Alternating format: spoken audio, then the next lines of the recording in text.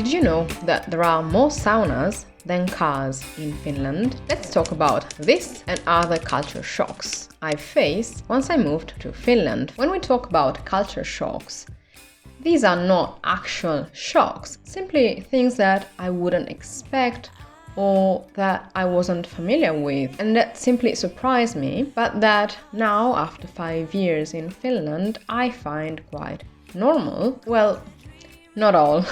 Number 1, nudity or sauna culture in general. It's true, Finland has more saunas than cars. There's even an estimate of 3.3 million saunas for 5.5 million Finns or residents in Finland. And it was way easier for me to find colleagues and acquaintances who had a sauna in their building rather than some that had a car.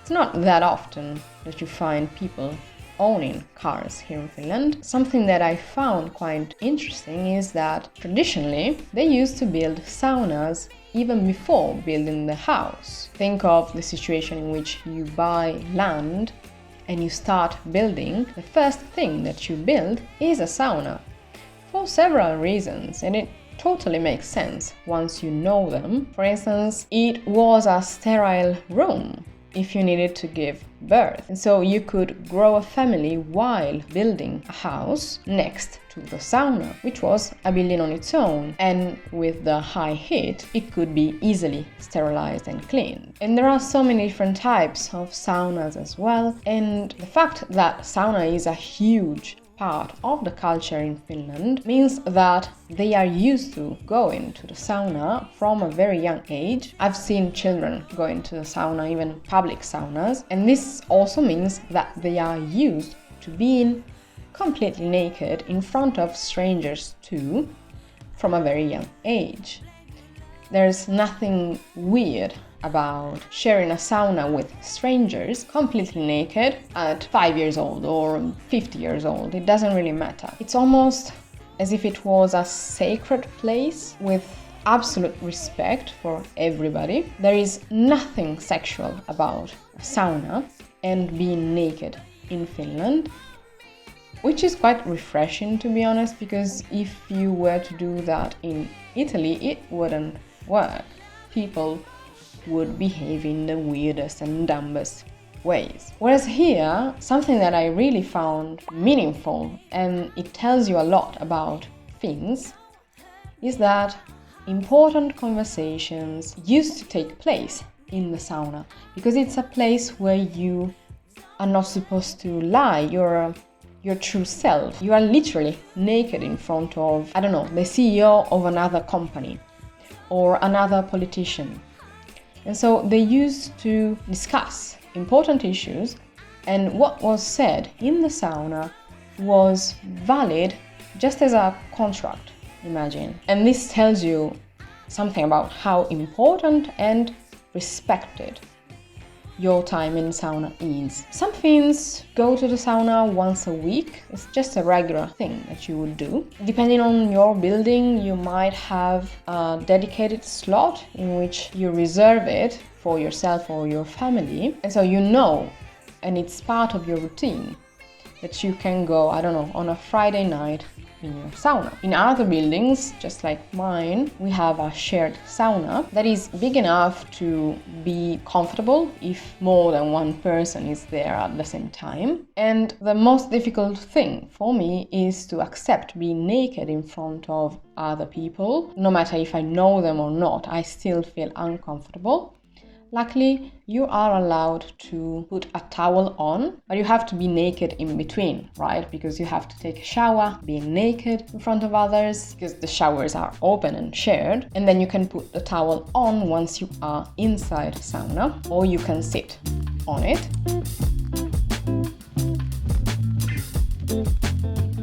Some people put it on their heads as well to protect their hair, I believe. So you don't have to be naked in certain saunas, it depends. You will have to read rules for that specific sauna, but normally you're not allowed to keep your swimsuit on if you've been swimming and in between that you've been going to the sauna. In that case, you have to remove it unless it's a public sauna where you pay for that, and there are a couple in the city center in Helsinki that allow that, but they will specify it. But ideally you wouldn't wear a swimsuit because it's made of plastic more often than not, so that becomes toxic, right?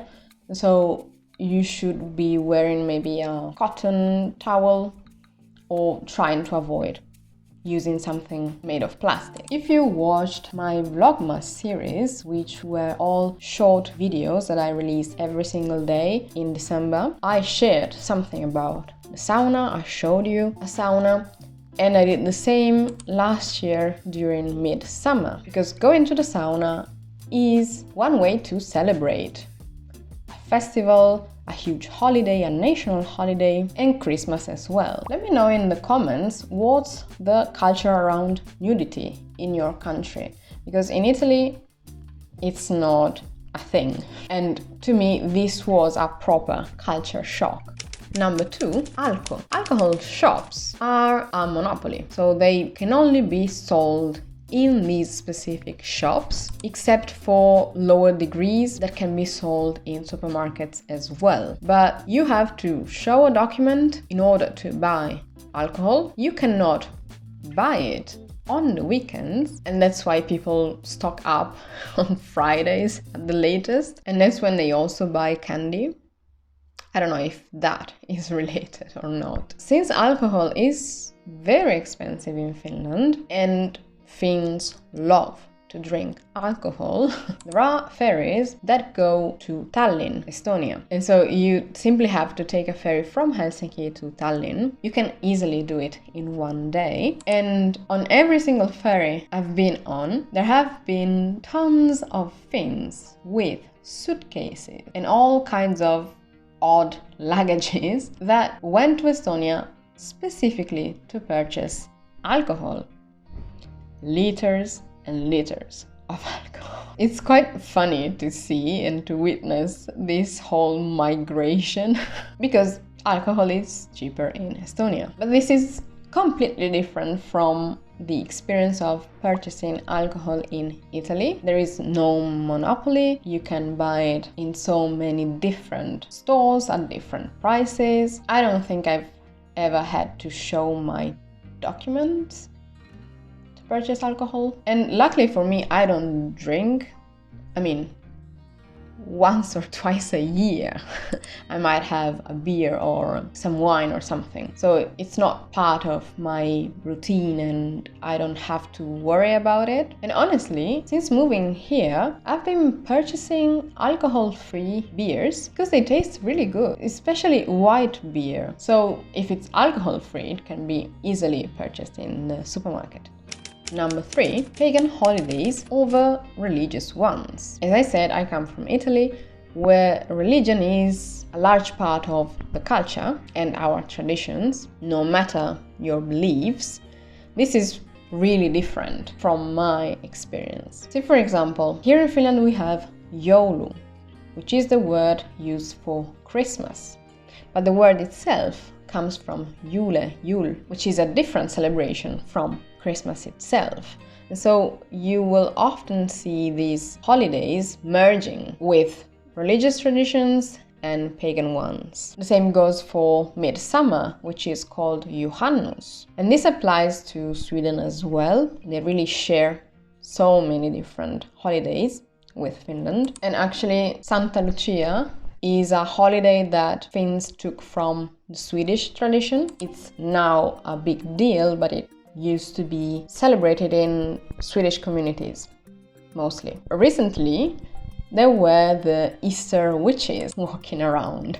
This is a really interesting one because you almost have Halloween, Carnival, and Easter all at once. And the week before Easter, you will see, especially little girls or children, dressed up as Easter witches, and they wear colorful clothes, they paint freckles on their faces, and they go door to door, just like you would do during Halloween. And an activity that you will see parents do as well is to make these beautiful branches, colorful with feathers, that they will carry around to make sure that evil spirits leave. And they do that in return for treats, just like Halloween. So it's a really interesting tradition. I have not seen little girls do that in my neighborhood, but I've seen them around, and I've seen these branches even in stores or cafes. They're just left there as decoration weeks after Easter. Either way, I've embraced some of these holidays, especially Midsummer, Yolu, and others. And again, it doesn't really matter what you believe in. Some would say, but if it's a pagan holiday, you should be a pagan in order to celebrate it, and vice versa if you're Christian, and so on. I don't think that applies, especially because here it's part of the culture. All of these holidays are. And I also find that the climate and the nature that you find in Finland perfectly merge with these holidays. You feel it in the air. You can literally smell it when you walk in the woods. There's magic in the air. It's a real thing. Again, it doesn't matter what you believe in. It feels as if you were surrounded by fairies. So why not enjoy it, right? Number 4, heavy metal, but in Christmas songs. I mean, I was expecting to find heavy metal from other people in different contexts, but this was an old lady who was teaching us Finnish and who shared with us some of the heavy metal Christmas songs that are part of the tradition in her family and in Finland in general. Some of these are songs that you hear on television or radio. And so she made us listen to those, and it was quite an experience, I must say. If the only fact that you know about Finland is that they love heavy metal, well, it's true. And I must say that it's widespread in ways I wouldn't expect. Number 5, flags in each building, but also the fact that they celebrate flag days even more often than the ones that we celebrate in Italy. Because here you have a pole for Finnish flags in every single building or building complex, and that's the first unusual thing to me. Because in Italy we don't have them. They are just on schools or government buildings and such. But it's not normal to have a random apartment building have a pole for flags. Whereas here it's normal. And I also saw the flag at half-mast, and if it wasn't a national tragedy, this was the case last year due to a school shooting, so you have the flags at half-mast for national mourning, but otherwise it may mean that the residents in a specific building are mourning for a neighbor who passed, for instance. This is speculation because when I saw the flag at half-mast a couple of times, I checked the news, there was nothing. The other buildings in my neighborhood didn't have any flags. And so I assume, please let me know if you know what's the real reason, or if you can confirm this theory of mine. I assumed that it was mourning for a resident. And so if that's the case, it's a beautiful way to pay your respects. But normally when you see flags for flag days, it's to celebrate a national holiday, a poet, and so on.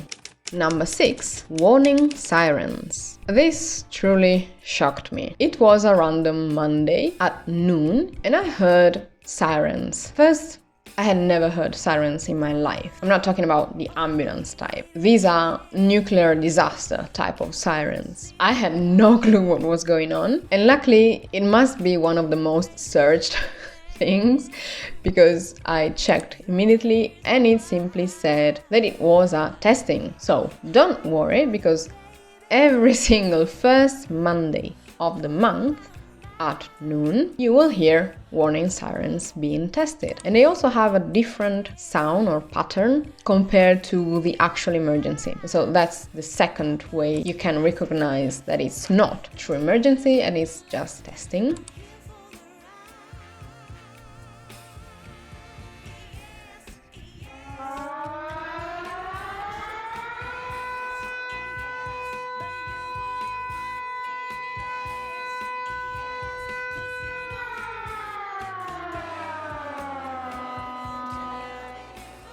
I even noticed a couple of times in which they didn't do it on the first Monday, and it was because of public holidays. And so they will do it the following Monday, usually. That's something that I've been filming almost every month, just to keep track of that. I don't know why, but it's such a peculiar thing to me. But the whole concept of being prepared for disasters is different in itself compared to Italy, because they prepare for different emergencies here. So for instance, in Italy, the most common one is earthquakes, I believe, because that's the one that we were trained for, we were prepared for since primary school, so that we would know how to behave in that kind of emergency. Whereas here, the number one emergency, I believe, is nuclear warnings and nuclear disasters. Here in Finland, you have shelters for nuclear emergencies. There is a whole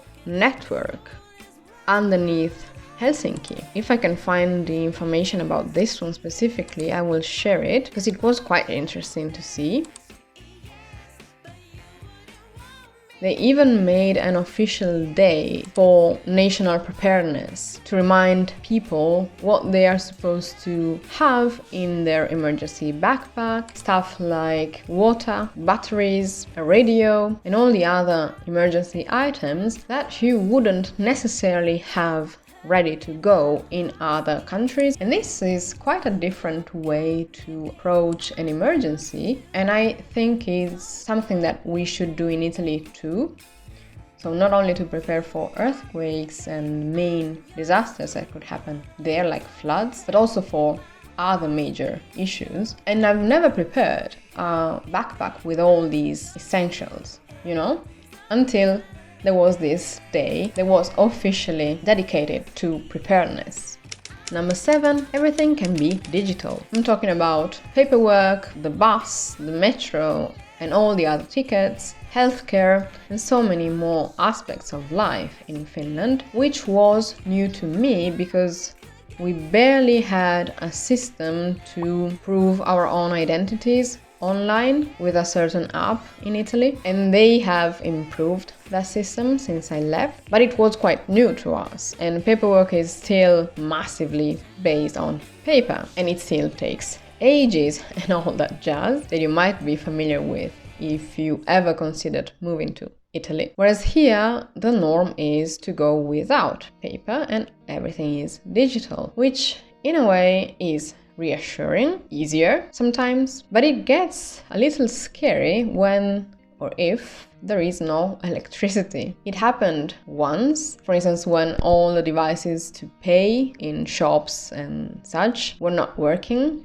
and people had to pay cash for, I don't know, a few hours, except here nobody uses cash, nobody carries cash anymore, and that gets a little tricky, you know. Since I left Italy, they also implemented electronic tickets for transportation, but they still work differently from here, so I'm not used to that system. I got comfortable with this one, even though, again, if your phone has no battery left, then it's a problem. So it's your responsibility to have a fully charged smartphone at all times so that you can show your metro, bus, ferry ticket. And again, what if there's no electricity, you know? I mean, there are some tickets you can print, but these are, I believe, more difficult to find because they're not at every single stop. You cannot purchase them unless you are, I don't know, in a main station, possibly in all metro stations. I'm not even sure. And I've never purchased a physical ticket here in Finland, so I wouldn't know. But yeah,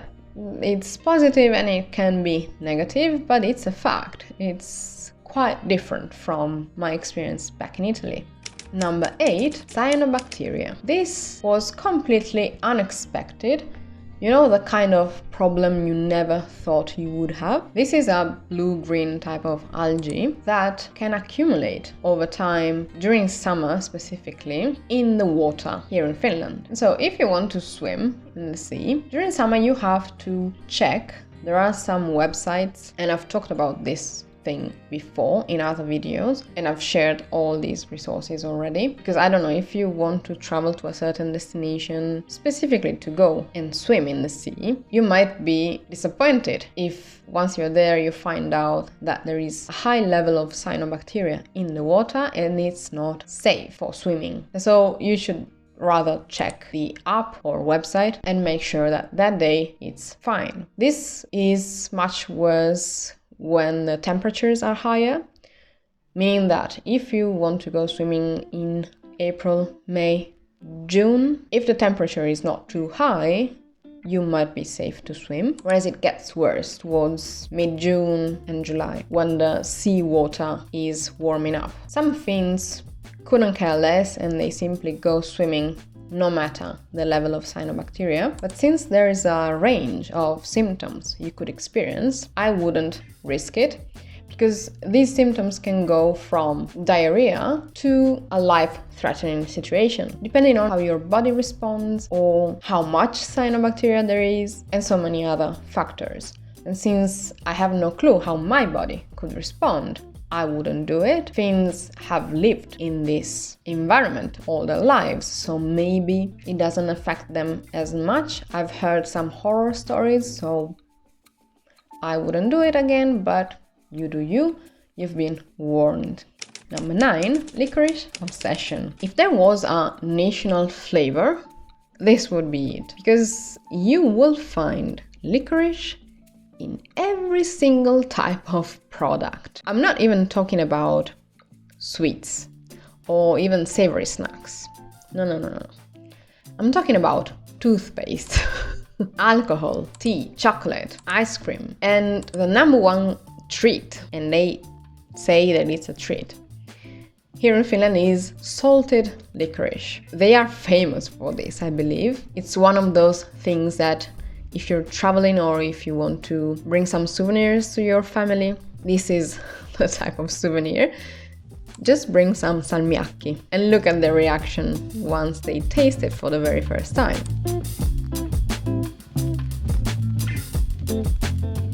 Because I can confirm that some Finns are truly addicted to this and they will just keep popping candy all day, and I have yet to find a Finn who doesn't love licorice. To me, this is quite an issue because it gives me tachycardia and it makes me nauseous too. So I don't know, once a year maybe. Whereas Finns are obsessed. I mean, ice cream with licorice, everything with licorice is fine. They love it. They love it. Number 10, National Jealous Day. This is a day in November in which Finland publishes everyone's taxes. I mean, you can literally see how much every single person working in Finland earns. I don't know why. I don't know who thought this was a good idea. This is weird to me. And I never looked at it because, well, I don't think it's a healthy thing to do. And in my case, I knew for a fact when I was working for Helsinki University that I earned the lowest possible income compared to all my colleagues. So I didn't need to be reminded of that, you know. But this is a thing. If you've ever traveled to Finland, or even if you moved to Finland, which were the top 10 culture shocks? What would you say people should know before moving and be aware of before moving? Let me know in the comments. I shouldn't need to specify this, but in a previous video, I think it was the one in which I talked about the things that I stopped doing or buying since moving to Finland, I said right at the beginning that it was meant to be a light-hearted discussion, video, whatever, and someone didn't really understand. So culture shocks, whenever you see them online, are usually differences between cultures and things that you notice once you move to a country or another. There's nothing bad or necessarily good about them. So don't take any of what I said personally, okay? I love Finland. I loved moving here and finding out all of these things that I just said. And if you comment before watching the end of the video, that's your problem, okay? And now that you watched this, check out the video on the screen. Don't forget to hit the notification bell so you won't miss my upcoming videos. Thank you so much for watching, and I will see you in the next one.